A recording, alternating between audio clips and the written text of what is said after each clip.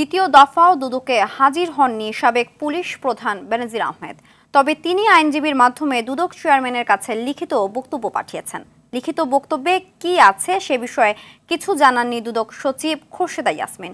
এদিকে ডিএমপির সাবেক police commissioner Asaduzzaman মিয়ার অবৈধ সম্পদের অভিযোগের বিষয়ে এখনো কোনো সিদ্ধান্ত নেয়নি দুদক। ইকবাল অনেকের রিপোর্ট।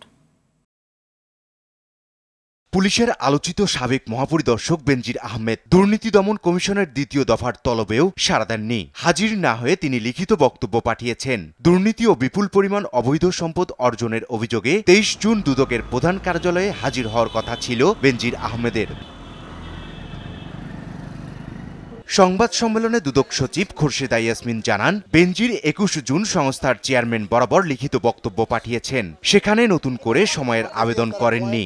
লিখিত বক্তব্যে অভিযোগগুলোর বিষয়ে ব্যাখ্যা দিয়েছেন সাবেক পুলিশ প্রধান। তবে চিঠিতে কি ধরনের ব্যাখ্যা আছে সে বিষয়ে স্পষ্ট করেননি দুদক সচিব। তার ব্যক্তিগত শুনানির তারিখ বর্ধিতকরণ সংক্রান্ত নয়, বিষয়টি হচ্ছে তার বিরুদ্ধে দুর্নীতির মাধ্যমে যে অবৈধ সম্পদ অর্জনের অভিযোগটি আনা হয়েছে সে বিষয়ে তার এবং তার পরিবারের সদস্য, বিশেষ করে তার স্ত্রী এবং কন্যাদের অভিযোগ যে আনা হয়েছে তাদের বিরুদ্ধে, সেই বিষয়ে তার অবস্থান তিনি বর্ণনা করেছেন। এটা তদন্তকারী আমাদের যে অনুসন্ধানকারী দল আছেন তারা এটি দেখছেন, এবং আমি বলেছি যে অনুসন্ধানকারী দলের রিপোর্টটি এখনো সাবমিশনের ডেট রয়েছে। আমাদের বিধিমালা অনুযায়ী যে ডেটটি রয়েছে এই মাস এখনো রয়েছে, সময় আছে। সময় দেওয়ার বিষয় এখনো বিবেচ্য বিষয় নয়। এখন অনুসন্ধানকারী টিম যেই চিঠিটা পেয়েছেন বর্তমানে সেটার বিষয়ে তারা কার্যক্রম গ্রহণ করবে।